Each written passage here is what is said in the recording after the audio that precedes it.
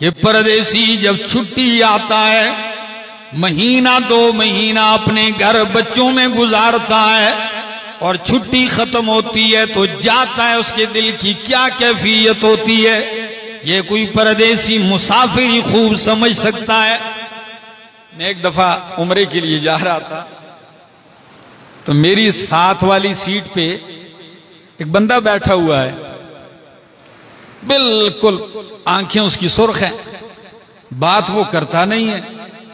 चलते चलते जहाज बुलंदियों पे पहुंचा, उड़ान ले रहा है, इतने में जब बराबरी पे आया फिजा के तो खाना लगना शुरू हुआ। मैंने टेबल खोली, उसकी टेबल उसी तरह बंद है, मैं टेबल नहीं खोली। खातून आई, खाना देते जा रही है सबको, इसकी टेबल इसने नहीं खोली तो उसने खोल के नीचे कर दी, ने फिर ऊपर कर दी। कहने लगी आप खाना नहीं खाते, सरेला नहीं खाते। मैंने कहा इसने टिकट तो दी है, खाता क्यों नहीं है? लेकिन मैंने जब उसकी तरफ देखा तो उसका चेहरा एक इंतहाई गम में डूबा हुआ है। तो मैंने उसको सलाम किया, तारुफ करवाया, मुझसे मिला। मैंने कहा आप खाना क्यों नहीं खाते? कहने लगा हलक से नहीं उतर रहा।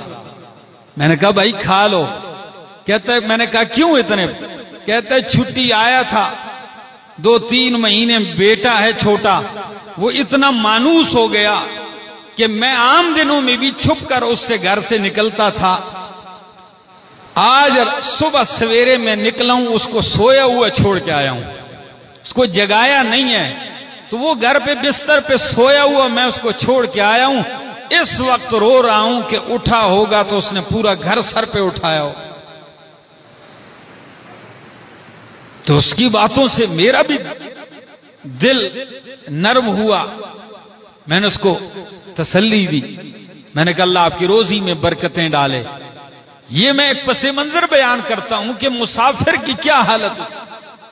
हालांकि बच्चे को वीराने में वो नहीं छोड़ के गया, मां बाप, उसका बाप यानी दादा मौजूद है घर में, भाई मौजूद हैं, अपने खानदान में छोड़ के जा रहा है। उसके दिल की क्या हालत है, तो अल्लाह के खलील के दिल पे क्या गुजरी होगी, जहां जिंदगी का कोई आसार नहीं है और बाल सफेद हो चुके हैं, बुढ़ापे का बेटा है। 99-96 साल की उम्र में मांग मांग के अल्लाह से अल्लाह ने दिया और इस वीराने में छोड़ के जा रहे हैं, तो उनके दिल की क्या कैफियत होगी। लेकिन हुक्म रब्बी था, छोड़ के चले गए। जैसे ही बच्चों और बीवी के बीच में पहाड़ हाइल हुआ, पहले तो देखते देखते जा रहे हैं ना, जब बीच में रुकावट आई, पहाड़ की ओट आई, फौरन इल्तिजा शुरू कर दी। कुरान ने वो दुआ नकल की, क्या फरमाया, रब्बना इन्नी अस्कन्तु मिन ज़ुर्रियती बिवादिन गैरि ज़ी ज़र्इन। ऐ मेरे रब, मैंने अपनी बात औलाद ऐसे वीराने में ला के बसा दी है, गैरि ज़ी ज़र्इन, जहां कोई खेती नहीं।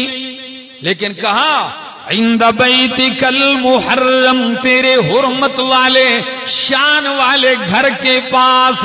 रब्बना लियुकीमुस सलाता, ऐ रब्बा इसलिए कि ये नमाज कायम करें। अब भी तो दूध पीता बच्चा है, लेकिन उसके मुस्तकबिल की भी दुआएं मांग रहे हैं कि काबा भी आबाद होगा एक दिन और ये नमाजी भी बन जाए।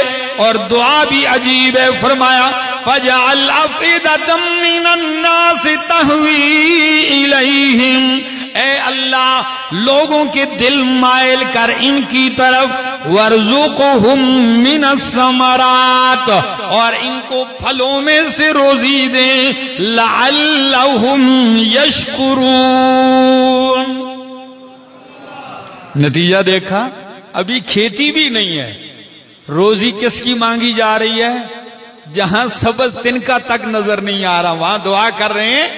फरमाया कि इनको फलों की रोजी दे, और दुआ ऐसी कबूल हुई कि सरसब्ज़ शादाब मुल्कों में जो फल नहीं मिलता वो उस जो है बगैर खेती वाली बस्ती में साल के 12 महीने दस्तयाब होता है।